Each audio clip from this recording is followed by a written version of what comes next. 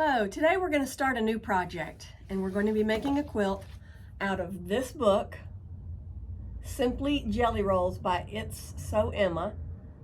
All of their stuff is wonderful. But this is the quilt we're going to make. It's called Baklava. I can't show you the dimensions of the cuts and that kind of thing because it's not my book to give you the cuts from, but we have the book here at the shop. So you're welcome to purchase the book from us and make this quilt as well. But let's get started. We're going to pick out a jelly roll, of which we've already picked. This needs one jelly roll and some backing fabric, some background fabric. What we've picked for our jelly roll is the, what's it called? Stomp Stomp Roar by Moda. This is going to be a baby gift for a little boy, so this will be perfect. And all the prints are dinosaurs and such. So let's get started. Here's what they look like before we cut them up. And you'll notice in a jelly roll that typically they'll divide them into colors. So there's your darks, there's a lighter blue, there's a couple different shades in here, but mostly greens and such. So what I'm going to do to start with is I'm going to divide it into colors. So this has a lot of whites in it. So I'm going to put them over here. This has golds. These are greens. There's a miscellaneous, so it doesn't matter which one it goes in.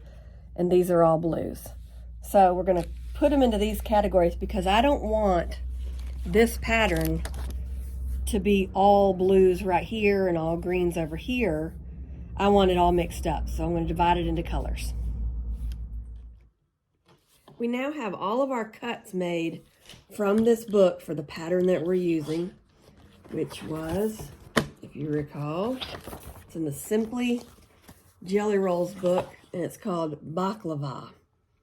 So now we've got all of our cuts made, and we're going to take the shorter strips that we've cut. We've got some short strips and some long strips. We're going to take our short strips and put them into two piles. We've got a background color, which is cream in our case, and then all of our print strips. So we've got two strip sets.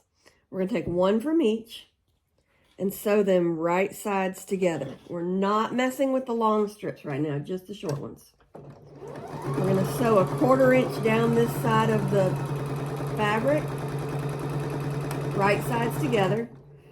And what I like to do is string piece. So I'm going to put another one together with the print and the cream.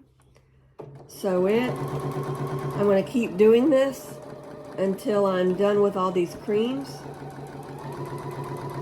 And then I'm going to cut them apart. Like at that point, I'll take them off this machine and just clip that string that connects them. And I've got my units put together. Then, when I've cleared all of these and there's no more of these left, then I should have some of these left. So I'll take, let me get a different print so I don't sew two together alike, and I'll press this open. At this point, it's preference, but at this point, I just finger press them open. When I'm done with all of them, I'll take them to the ironing station. Then I'll take another piece of a print and sew it to the other side of that cream until I run out of all these print pieces.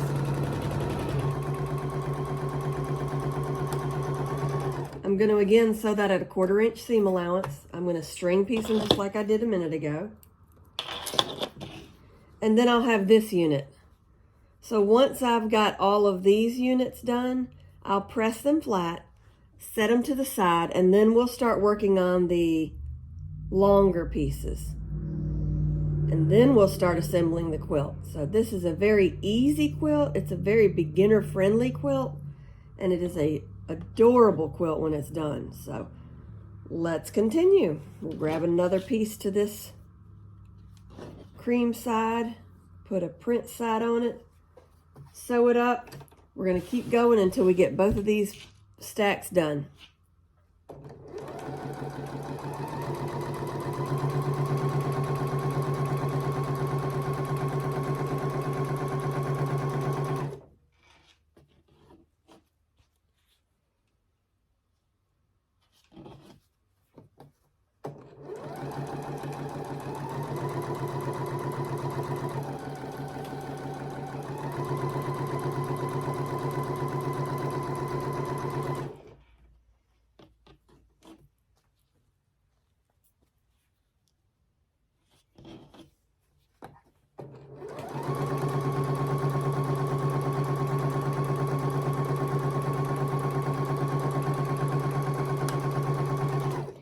I'm going to keep doing this until this stack is gone and this stack is gone, and then I'll come back to you.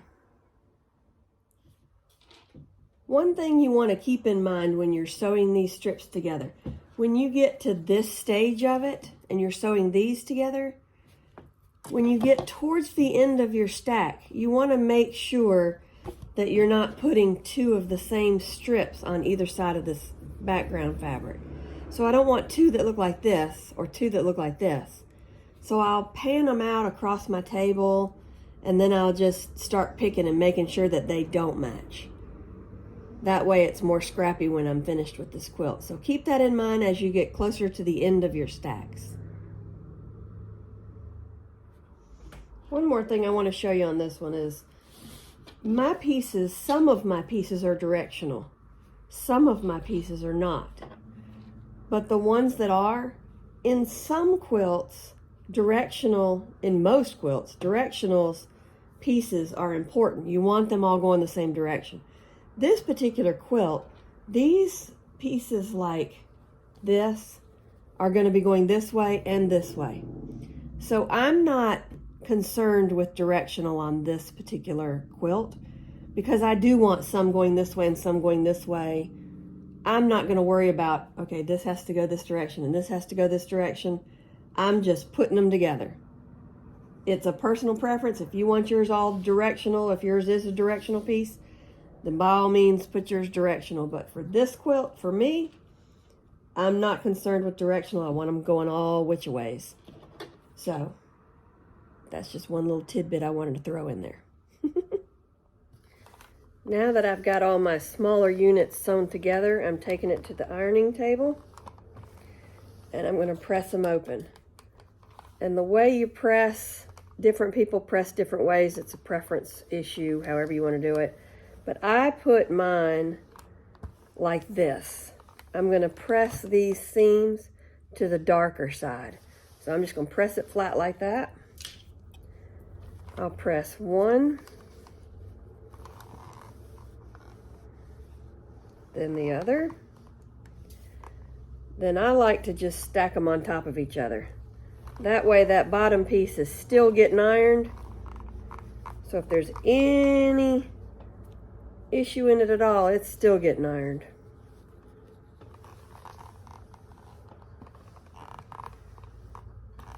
So I'm going to keep doing this until I get all of these units sewn together, ironed down. And then I'm going to move to the bigger units.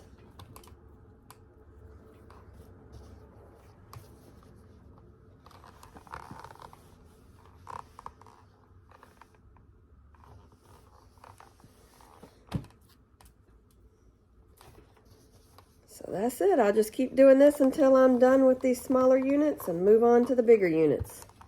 So meet me back here in just a minute and we'll move on to the big units. Once we have our units like this sewn together and our units like this sewn together, we're going to take some long strips and some short strips. And we're going to take half of these long units and sew one of those background strips down the side. And we're going to take the other half of these long units and sew that extra strip of the background down the side. So half should be down the side and half should be the opposite direction. Then, once we've got all those, we're going to iron those. Then we're going to take short strips and sew them to these other shorter units. So we've got these units, and we're going to take them and make them look like this. We're going to take one of these units up and down, sew a background strip, turn one sideways, then one sideways with an extra background strip, and then up and down. So now you've got another big block.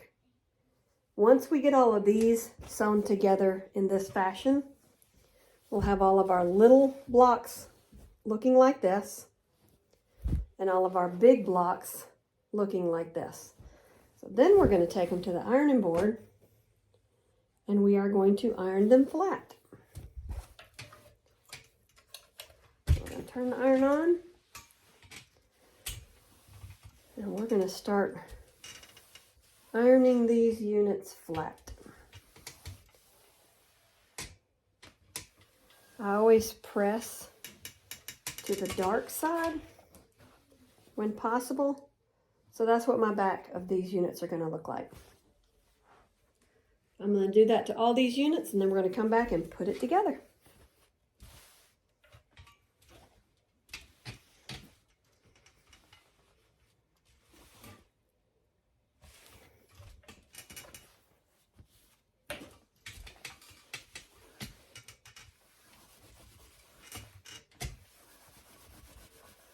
I had already ironed them one time before, so it shouldn't be too hard to iron these now.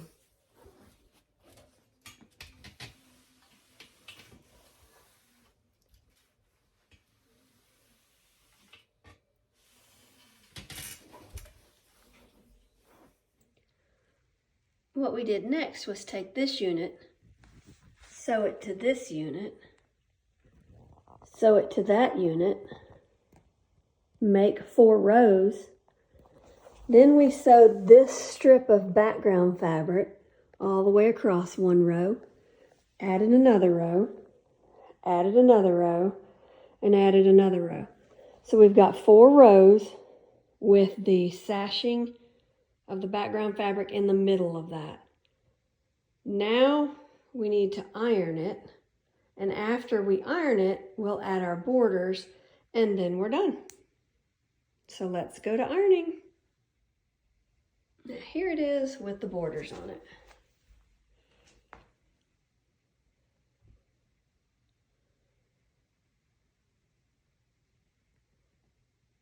So now to iron again and quilt. And then we're done. It's as easy as that. So until next time, happy quilting!